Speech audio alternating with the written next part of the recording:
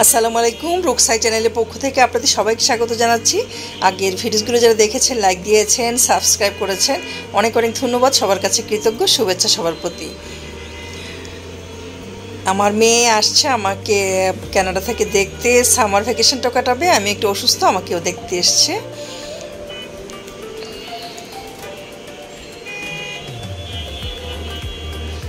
তারপরে ও আসলে 4 মাস ছিল, তারপরে নানা বাড়িতে গেল, মানে আমাদের একেবারে গ্রামের বাড়ি যেখানে, সেখানে গেল।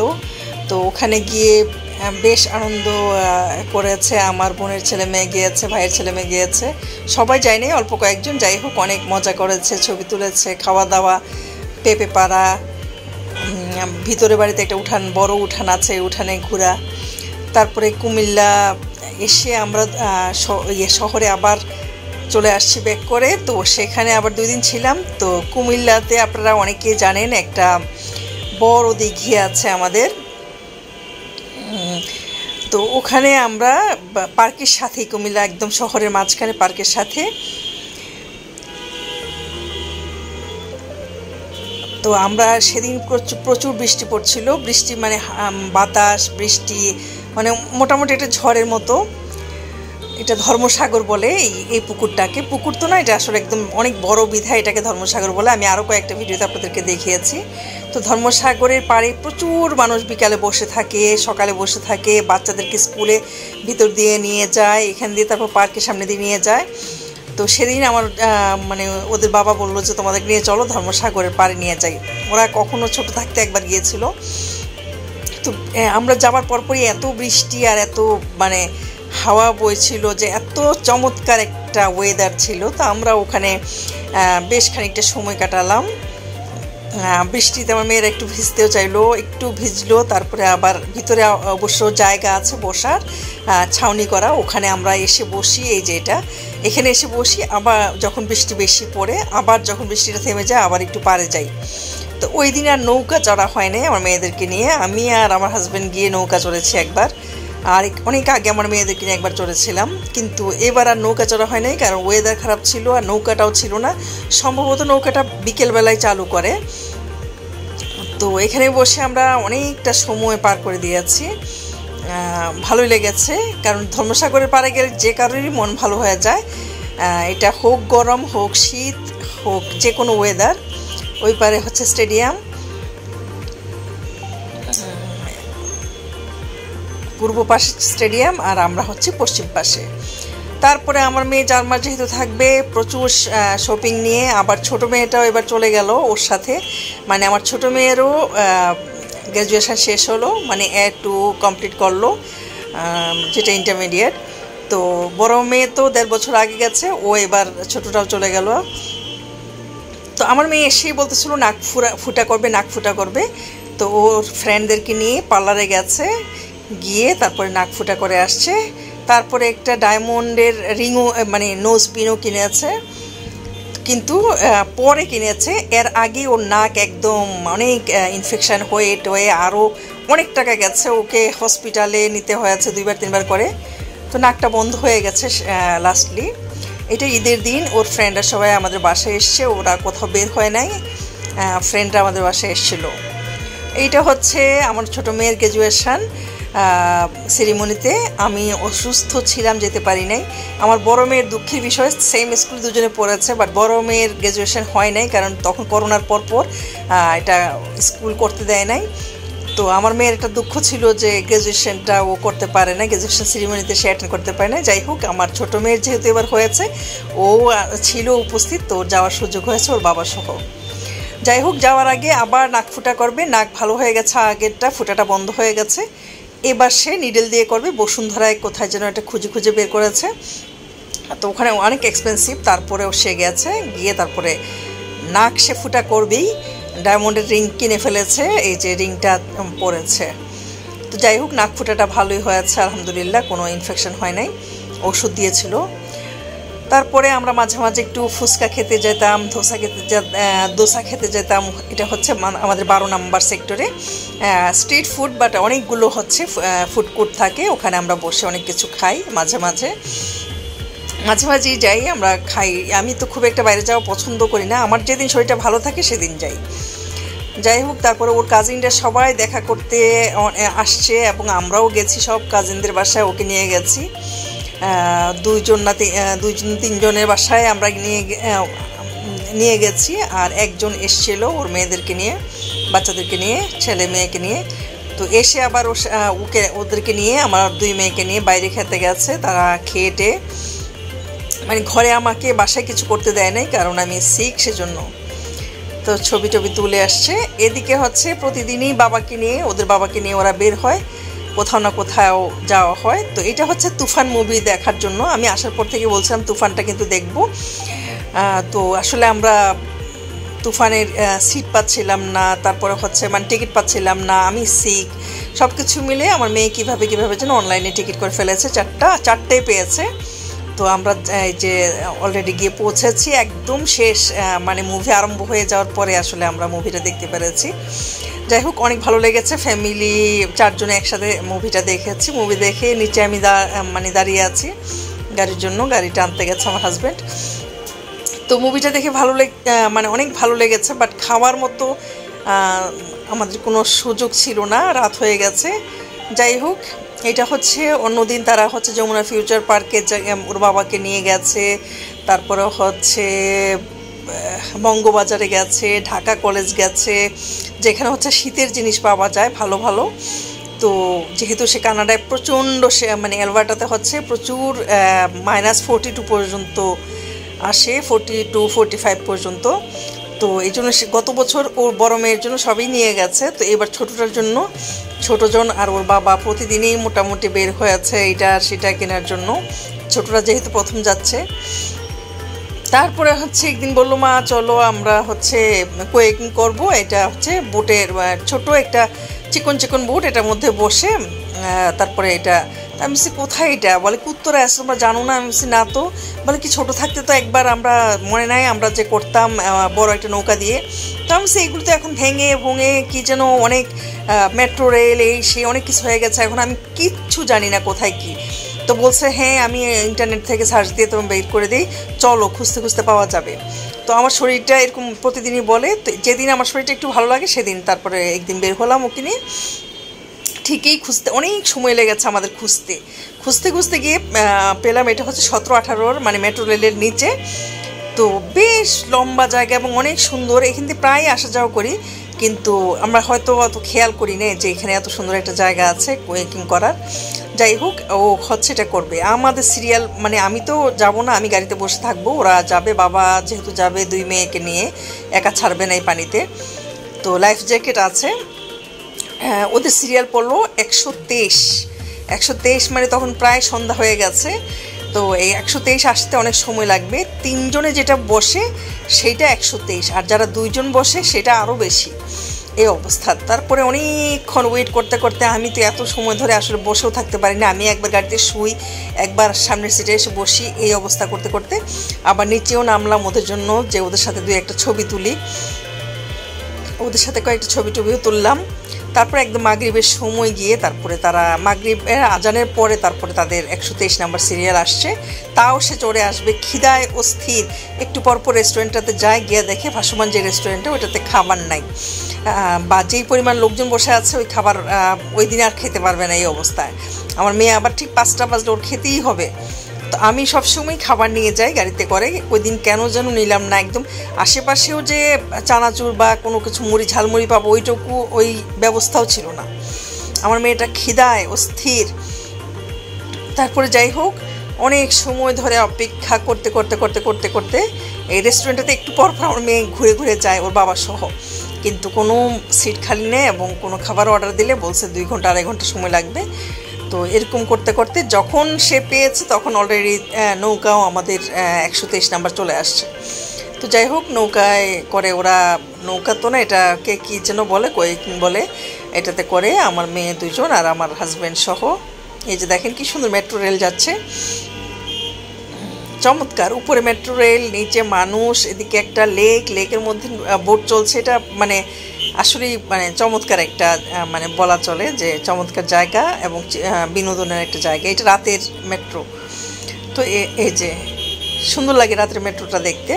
তো আমি গাড়িতে বসেছিলাম সন্ধ্যায়, আর ওরা চলে আসছে। যাই হোক, এরকম করে দিন যাচ্ছে। খাওয়া সন্ধ্যা হলে অর্ডার করে, আর একেই ওর বড় ফুপ্পি, ওর বড় চাচি প্রতিদিনই খাবার কেউ না কেউ দিয়ে যাচ্ছে বাসায়। মানে আমি অসুস্থ, এই জন্য আরও বেশি করে সবাই দিয়ে যাচ্ছে। সেদিন তাদের যাওয়ার দিন, কিন্তু যাওয়ার রাতের আমরা 12টা বাসা থেকে বের হব, 4:45টায় ফ্লাইট।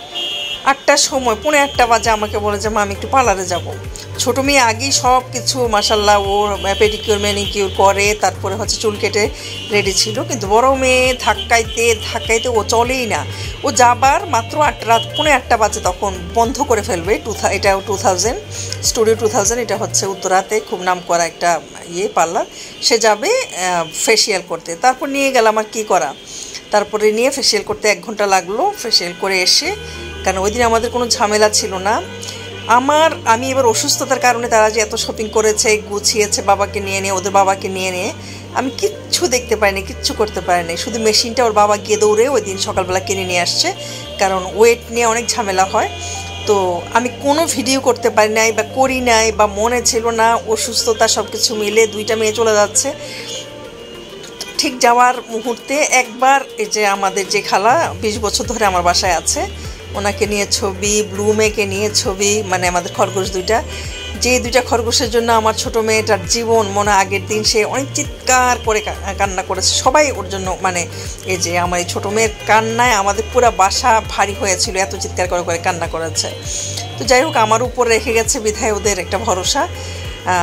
2জনকে আজকে 4 বছর পালে, এত আদর করে, এত যত্ন করে, ওদেরকে নিয়ে যাওয়ার সময় কয়েকটা ছবি তুললো। ওয়েট মেশিন নিয়ে যেটা হচ্ছিল, বারবার 24 কেজি হয়ে যাচ্ছে, 23 কেজি করে নেওয়ার কথা, এরকম করে করে একবার নামায় অর্ধেক জিনিস রেখে গেছে। গতবারও আমার মেয়েটা অর্ধেক জিনিস রেখে যেতে হচ্ছে, মানে এত ওয়েটে কোনোভাবেই হয় না। যাই হোক, আমরা 12:15টায় বাসা থেকে রওনা দিয়ে, 4টা যেহেতু ফ্লাইট, 12:15 রওনা দিলাম। এত কাছে যেতে মাত্র 15 মিনিট লাগবে। আসলেই 10 মিনিটে চলে গেছি। বাট যখন এয়ারপোর্টের ভিতরে ঢুকলাম, মানে মেন রাস্তা থেকে যে ঢুকলাম, তখন দেখা যাচ্ছে যে মানে প্রায় 2 ঘন্টা আমরা জেমে পড়েছিলাম। মানে এটা না দেখলে কেউ বিশ্বাস করবে না কি যে অসহনীয় একটা ছিল। 2 ঘন্টা আমাদের মেন রাস্তা থেকে শুধু পর্যন্ত, মানে টার্মিনাল 4-এর দিকে নামবো, 4-এ সে পর্যন্ত মাত্র। আর তখন 2 ঘন্টা হাতে সময় ছিল। যাই হোক, আলহামদুলিল্লাহ, খুবই ভয়ে ছিলাম। আমি আমার ছোটো মেয়েকে নিয়ে ছবি তুলছি, বড়টা আবার মানে পিছন থেকে দাঁড়িয়ে হাসতেছে যে ওকে নিয়ে হয়তো তুলতেছি না, কিন্তু আমি ওকে খুঁজে পাচ্ছিলাম না। ও দুষ্টামি করে দাঁড়ায় আছে। পরে ওর বাবা ডেকে এনে দাঁড় করালো, তারপরে আমরা ছবি তুললাম। কান্নাকাটি করি নাই। কান্নাকাটি করতে গেলে দেখা যাবে মেয়েটা ভেঙে পড়বে, ছোটোটা, কারণ সে আজকে 1 বছর ধরে আমার অনেক সেবা করছিল। গত 1 বছর অপারেশনের পর থেকে বড়টা এসেও অনেক সেবা যত্ন করলো। পরে আমরা 4জনে 2-4টা ছবি, মানে সময় নাই, কারণ অলরেডি 2টা তখন বেজে গেছে, 4:45টায় তাদের ফ্লাইট। এদিকে ওয়েট নিয়ে যে আমি কি পরিমাণ টেনশনে ছিলাম গাড়িতে, আমাদের গাড়িটা এক্সাইট করে আমি তসবি নিয়ে বসে বসে আল্লাহকে বলছি, আল্লাহ সব কিছু আপনার উপর আমি ছেড়ে দিই। এটাও নিশ্চয়ই আমার মেয়েদেরকে আপনি পার করবেন, কারণ এখন গিয়ে এটা ভিতরে গিয়ে তারা একটু মেপে নিয়েছে কতটুকু। তো আমাকে জানাচ্ছে, মা অলরেডি আমাদের 2জনের প্রায় 5 কেজি বেশি হয়ে গেছে, হ্যান্ড লাগেজ এবং যে 4টা বড় লাগেজ মিলে। তো আমি আল্লাহ ভরসা, দেখবা ইনশাল্লাহ কিচ্ছু হবে না।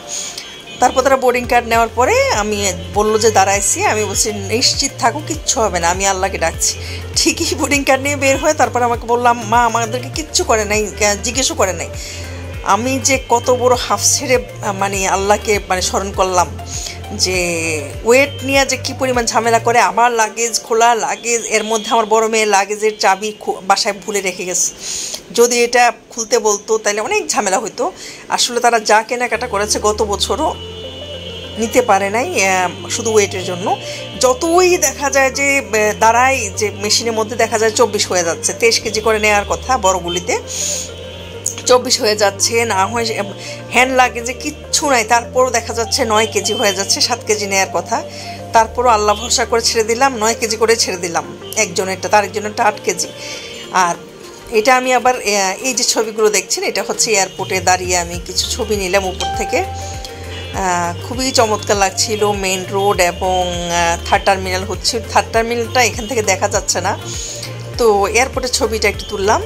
আর তারা যখন ইমিগ্রেশনে, আমরা বলছি যে যখন তোমরা ইমিগ্রেশন ঢুকবা তখন আমরা আসলে বাসার দিকে চলে আসব, কারণ এমন সময় আসবো যাতে আমি এসে তাহাজ্জুদটা ধরতে পারি এবং ফজর নামাজটা পড়তে পারি। তাহাজ্জুদটা পড়ে ওই দিন বেতের পড়ি নাই, বেতেরটা সহ পড়বো, তারপরে হচ্ছে আজান দিলে ফজর নামাজ পড়ে তারপরে আমি ঘুমাতে যাব। ঘুমাবো তো না, তারা কোথায় যাচ্ছে আমরা এটা একটু অ্যাপসের মাধ্যমে আমরা হচ্ছে টিভিতে দেখব কোথায় প্লেনটা আছে, কত দূর গেল।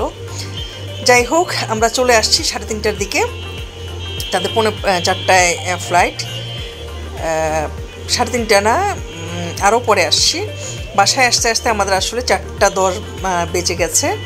এই যে আমরা হচ্ছে এত রাতে কখন আমরা আসলে একা বের হই না, আমার হাজব্যান্ড আর আমি আসছি, বাসায় আসছি। এটা হচ্ছে বাসায় আসার দৃশ্য। তো বুকটা মনে হচ্ছিল যে ফেটে যাচ্ছে। 2টা মেয়েকে একসাথে বিদায় করেছি। ছোটটা একেবারেই বয়স কম, মাত্র 19-এ পা দিল, 19 চলতেছে ওর। আর বড়টা তো আর তবু ওর থেকে একটু বড় আছে এবং 2 বছর আগে গিয়েছে, সে 1.5 বছর আগে, প্রায় 2 বছর আগে। তো যাই হোক, ওরা ইমিগ্রেশনের ভিতরে গিয়ে আমাকে একটা ছবি পাঠালো, বলে মা তুমি প্লেন দেখো, বসে বসে কোনো টেনশন করো না। তো আমি বাসায় এসে আসলে আমার বড় মেয়ে তখনও ইমিগ্রেশনের ভিতরে বসে আছে, ওর মাথা ব্যথা করছিল। ওর বাবা আবার ইয়েতে কি যেন টিভিতে অ্যাপস দেখছিল। তারা প্লেনে উঠে গেছে। বাই দিস টাইম আমি হচ্ছে তাহাজ্জুদটা পড়ে নিলাম 4 রাকাত, আর বেতেরটা পড়ে নিলাম। পরে আমি দোয়া করছি আল্লাহ যাতে সহিষ্ণুমতে তাদেরকে পৌঁছায়। সিট নিয়ে 2 জনের সিট 2 জায়গায় পড়ে আছে। তো আমি বললাম যে তোমরা কারোর সাথে একটু কমিউনিকেশন করে বা কেবিন ক্রুকে বলো তোমাদের 2 জনকে একসাথে দেওয়া যায় কি না। তো ওদের অনেক ইগো বা পার্সোনালিটি অনেক বেশি, ওরা জীবনেও বলবে না। তো 2 জায়গায় বসছে। এদিকে ওর বাবা আবার অ্যাপস দেখতেছে কোথা থেকে কোথায় যাচ্ছে। এরকম করতে করতে সকাল প্রায় ফজর নামাজ এই যেগুলো দেখছে এর মধ্যে সকাল হয়ে গেছে। ফজর নামাজ পড়ার পরেও আমরা টিভির কাছেই বসা ছিলাম। তারপরে সকাল 8টার দিকে আমরা 2 জনে ঘুমাইতে আসলাম। এই যে ওর বাবা দেখছে যে কোথা থেকে কোথায় যাচ্ছে। তো পরের দিন ওদেরকে হচ্ছে রিসিভ করবে, হচ্ছে ওরা পৌঁছে গেছে আলহামদুলিল্লাহ। ওরা ফুপ্পি এবং মেজো ফুপ্পা এসে এয়ারপোর্ট থেকে রিসিভ করবে। আগের বারও নিয়েছে ওনারা। তো ওনাদের সাথে আমাদের কমিউনিকেশন হচ্ছিল। পরের দিন বাংলাদেশের রাতের টাইম 1টায় পৌঁছেছে, 1টা বা 2টার দিকে পৌঁছেছে। কিন্তু এয়ারপোর্ট থেকে বের হতে অনেক সময় লাগে। যারা স্টুডেন্ট ভিসা নিয়ে যায় তাদের অনেক কাজকর্ম থাকে ইমিগ্রেশনে, ওগুলো শেষ করতে অনেক সময় লাগে। এটা ওর ফুপ্পির বাসায়। পরের দিন সকালে ঘুম থেকে আমার ছোটো মেয়ে উঠেই হচ্ছে ব্যাকইয়ার্ডের ছবিটা আমাকে উঠায় পাঠালো এবং আশেপাশের ছবিটা একটু পাঠালো। তো ওর ফুপ্পি আবার প্ল্যান করে রেখেছে যে কোন দিন কোনটা করবে। এই দিন হচ্ছে আমার আরেক মামাতো ননদ আছে, ওর বাসায় দাওয়াত দিয়েছে, কারণ আমার মামাতো দেবরের মেয়ের হচ্ছে বার্থডে ছিল। তো ওর ফুপ্পি ওদের 2 জনকে নিয়ে ওই বাসায় গেছে, আমার মামাতো ননদের বাসায়। তো ওখানেও অনেক মজা করেছে, বিড়াল নিয়ে তারা অনেক দুষ্টামি, ছবি তোলা। ওদের তো হচ্ছে বিড়াল টিড়াল খুবই পছন্দ। তো ছবি তোলার পরে বাসায় এনজয় করে বাসায় এসছে। এদিকে আবার পরের দিন ওর ফুপ্পি, এটা হচ্ছে আরেকটা ওর কাজিনের বাসায়, ফুপির মেয়ের বাসায়, ওখানে তারা অনেক এনজয় করেছে। এই যে কাজিনটা হচ্ছে ওকে, আমার 2 মেয়েকে অনেক আদর করে, কাজিনের হাজব্যান্ড। তো যাই হোক, এইটা হচ্ছে 3য় দিন, ওয়ান্ডারল্যান্ডে নিয়ে যাবে। আমার মেয়েকে বলেছে, ছোটো মেয়েকে, যে তোমাকে ওয়ান্ডারল্যান্ডে নিয়ে যাব। তো ওয়ান্ডারল্যান্ডে যাবে, এটা তো খুবই মজার, এক্সাইটেড ছিল। এদিকে আবার মামাতো ননদের মেয়েটাও যাবে। এটা আমার ছোটো মেয়ের বয়সী, 6 মাসের ছোট। ওইভাবেই প্ল্যান করেছে। তো ফুপি ওদেরকে ওখানে নিয়ে গেছে, তারা প্রচুর ছবি তুলেছে। তারপরে এক একটা রাইডস, ওরে আল্লাহ, আমি দেখলেই ভয় পাই যে কিভাবে এগুলিতে চড়ে মানুষ। আমি নির্ঘাত এই রাইডসটা যে কি ভয়ঙ্কর, আমি নির্ঘাত মারা যাব। ডিফারেন্ট টাইপের চকলেট বা অন্যান্য কিছু দেখা যাচ্ছে, নিশ্চয়ই অনেক ঘুরে আছে। হয়তো আমাকে শর্ট যেই ছবিগুলো দিয়েছে তারা দিয়েছে, আমার কাছে কোনো কিছু ছিল না, যেহেতু আমি এত দূরে থাকি। ওরা ছবি পাঠিয়েছে বা যেই ক্লিপটা পাঠিয়েছে ওইটা দিয়ে আমি একটা ভিডিও তৈরি করছি। তো ওয়ান্ডারল্যান্ডে ওই দিন তারা গেল, আর পরদিন প্ল্যান ছিল 4 দিন ছিল। প্রথম দিন হচ্ছে আমার মামাতো ননদের বাসায়, দ্বিতীয় দিন হচ্ছে ওর কাজিনের বাসায়, আর তৃতীয় দিন হচ্ছে ওয়ান্ডারল্যান্ড, আর চতুর্থ দিন হচ্ছে তারা নায়াগ্রাতে যাবে। এটা হচ্ছে প্ল্যান, আমার ননসের প্ল্যান ছিল, মানে ওদের ফুপ্পির প্ল্যান। তো সে অনুযায়ী তারা হচ্ছে যাবে। এরপরের দিন হচ্ছে ওরা ওদের ইউনিভার্সিটি অ্যালবার্টার দিকে রওনা দিবে, অ্যালবার্টা প্রভিন্সে যাবে। তো টিকিট এখান থেকে কাটা ছিল, 6 ঘন্টা লাগে টরন্টো থেকে। তো আমার ওদের ফুপ্পি বলতেছিল যে নায়াগ্রাতে যাবে, অনেক এক্সাইটেড ছিল আমার ছোটো মেয়ে। বড় মেয়ে গত বছর যাওয়ার পরেও আসলে এত ঠান্ডা ছিল যে ও গাড়ি থেকে নামতে পারে নাই। তো এবার যেহেতু সামারে গেছে, ভাবছিল যে অনেক মজা হবে। সে অনুযায়ী তারা আসলে প্ল্যান করে। আমার মানে ওদের ফুপ্পা আসলে ছুটি নিয়ে তারপর ওদেরকে নিয়ে গেছে। কিন্তু দুঃখের বিষয় হচ্ছে যে রাস্তায় এত জ্যাম ছিল। ও ফুপ্পি বলতেছে, আমি 35 বছর আজ কানাডায় আছি, আমার লাইফে আমি এই ঘটনা দেখি নাই যে এত জ্যাম, মানে কখনো দেখি নাই। ওরা 4.5 ঘন্টা না 5 ঘন্টা রাস্তায় বসে তারপরে হচ্ছে আবার ব্যাক করেছে, নায়াগ্রা পৌঁছাতে পারে নাই। তো পরবর্তীতে কোনো একটা সময় আবার হয়তো ইনশাল্লাহ আল্লাহ যদি বাঁচা রাখে ফুপির বাসায় আসলে ফুপি নিয়ে যাবে, বা কোনো সময় নিজেরা আসলে টরন্টোতে তখন যাবে। তো এত জ্যাম ছিল, এটাই বলতেছিল ফুপি যে জীবনে আমি কখনো এরকম জ্যাম দেখিনি। এটা কী কারণে হলো, নিশ্চয় আল্লাহ ভালো কিছু রেখেছিল বা খারাপ কিছু ছিল, যার কারণে হয়তো আল্লাহ ওদেরকে রাস্তা থেকে ফিরে আসতে হয়েছে ওদেরকে। তো এটা মানে আমি বলবো যে ভালোই হয়েছে, আল্লাহ যেটা করে নিশ্চয়ই এটা ভালোর জন্যই করে। তো আসার ওয়ান্ডারল্যান্ডে আবার তারা অনেক কিছু খাচ্ছে, ঘুরছে। এই যে কি ভয়ঙ্কর রাইডস রে বাবা, ওদের সাহস! আমি জীবনে এরকম একটা রাইডসে উঠেছিলাম, কোথায় যেন, যে আশুলিয়াতে যে একটা আছে আমাদের কি যেন ফ্যান্টাসি কিংডমে। ওই দিনে আমি বুঝেছি যে জীবনে। এই যে দেখেন জ্যামটা দেখাচ্ছে আমার মেয়ে, যে দেখো কি পরিমাণ জ্যাম রাস্তায়। হ্যাঁ, জ্যাম দেখা মানে যখন আর পারে না ফেরত চলে আসছে গাড়ি ঘুরিয়ে। আসার পথে যেটা হয়েছে, একটা লেকের কাছে নিয়ে গেছে, লেক ছিল অনেক বড়, এই লেকটার কাছে ওদেরকে নিয়ে গেছে। নিয়ে বেশ খানিকটা সময় ওদেরকে সম্ভবত ওখানে ছবি তুলেছে বা বসেছে কিছু একটা, মানে সময়টা ওখানে অনেক সময় ধরে থেকে তারপরে আবার বাসায় ব্যাক করেছে। ওর ফুপি আবার ওদেরকে একটু রান্না করে দিবে। এই যেটা হচ্ছে চলে যাচ্ছে ফুপির বাসা থেকে 29 তারিখে। তো যাওয়ার অলরেডি পৌঁছে গেছে। তো ওর ফুপি আবার 2-3 দিনের জন্য রান্না করে দিয়েছে, যাতে ওদের যায় গিয়ে মাত্র কোনো কিছু করতে না হয়, রান্নাটা যাতে খেতে পারে। তো এটা হচ্ছে 29 তারিখ সকালে রওনা দিয়েছে, রাতের 8টায় গিয়ে পৌঁছেছে। পৌঁছার পরে ওরা উবার নিয়ে তারপরে বাসায়। আমার বড় মেয়ের বাসা আগে থেকেই সেট করা ছিল, আর ছোটো মেয়ের জন্য নতুন আরেকটা বাসা নিতে হয়েছে। আরেকটা বাসার মানে একটা বাসার মধ্যে তো 4-5 জন থাকে, 4 জন মিনিমাম, 4 জন বা 3 জন থাকে। তো বড় মেয়ের বাসায় কোনো ছিল না, রুম ছিল না বিধায় তার জন্য আবার পাশেই আরেকটা, ওর বাসার সাথে আরেকটা নিতে হয়েছে একটা রুম। তো ডিসেম্বরে আবার 2 বোন একসাথে এক বাসায় চলে আসবে, একটা রুম খালি হবে তখন। এখন কাছাকাছি 2টা বাসায় আছে, একেবারেই কাছে, একজন রান্না করলে আরেকজন খেতে পারে, ওইরকম অবস্থায় আছে। তো পৌঁছে গেছে। পৌঁছার পরে হচ্ছে লাইফ শুরু হয়ে গেছে। যে এত রাতে গিয়ে আনপ্যাক করছিল কিছু কিছু জিনিস, যেগুলো আনপ্যাক না করলেই নয়। এটা আমার ছোটো মেয়ের রুম। সেদিন আবার 2 বোন একসাথে ছিল আমার ছোটো মেয়ের বাসায়। তো ও গিয়ে হচ্ছে ছোটো মেয়ের লাগেজগুলো খুলেছে।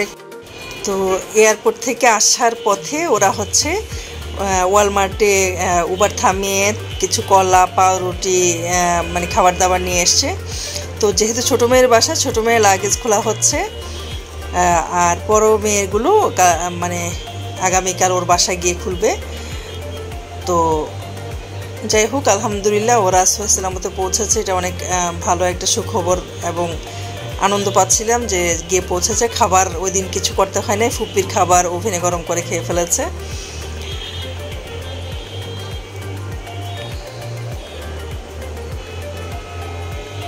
যাই হোক, আমি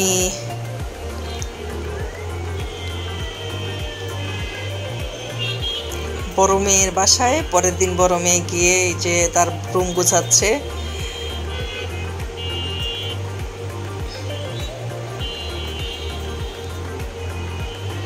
ও খুবই অর্গানাইজড। তো যাই হোক, দুজনকে আবার একই রকম বেডশিট দুজনে নিয়ে গেছে, দুজনের জন্য একই রকম বেডশিট নিয়ে গেছে। তো ওখানে যাওয়ার পরে ওর বিড়ালটা আবার ফেরত নিয়ে এসে যার কাছে রেখে এসেছিল, একটা ইন্ডিয়ান মেয়ের কাছে, ও আবার এসে ওকে চিনে ফেলেছে। ওকে ছাড়া ও কিচ্ছু বোঝে না। এই বাসায় 4-5 জন লোক আছে, কারোর কাছে যাবে না, ওর সাথে ঘুমাবে, ও খাওয়া দিতে হবে, ওর টেবিলে, ওর কম্পিউটারের মানে ল্যাপটপের মধ্যে সব ঘষাঘষি যা কিছু করবে সব ওর সাথে, আর কারোর সাথে কোনো কিছু না। তো ও অনেক আনন্দে আছে যেহেতু বিড়ালটা ওর কাছে আছে। আর আমার ছোটো মেয়ের মন খুবই খারাপ যেহেতু খরগোশ 2টা রয়ে গেছে। তো ওদের সাথে ভিডিও কলে কথা হয়। আমার মেয়েরা গেছে পরের দিন ওয়ালমার্টে শপিং করতে বা আদার্স কোনো শপিং মলে শপিং করে, যেহেতু চিকেন টিকেন আনতে হবে।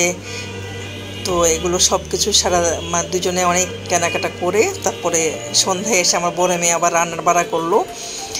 ছোটোটা এখন ওইরকম পারে, মানে ও কাউকে কিছু না বলেই হচ্ছে কিছু পারে। আর বড়টা হচ্ছে মোটামুটি শিখেছে আজকে 1 বছর 5 মাস, 1.5 বছর বা 1.25 বছরে রান্না করেছে রাতে। এরপরের দিন থেকে ইউনিভার্সিটি শুরু হয়ে গেল। এই যে ইউনিভার্সিটিতে তাদের নেম কার্ড সব রেডি, তো ক্লাস শুরু করে দিয়েছে। এইভাবে চলছে তাদের জীবন আবার সেই আগের মতো। তো আলহামদুলিল্লাহ, আমি সব ভিডিও আপনাদের সাথে শেয়ার করি। ধন্যবাদ আপনাদেরকে আমার ভিডিওগুলো দেখার জন্য। ভালো থাকবেন সবাই। আসসালামু আলাইকুম। আমার মেয়েদের জন্য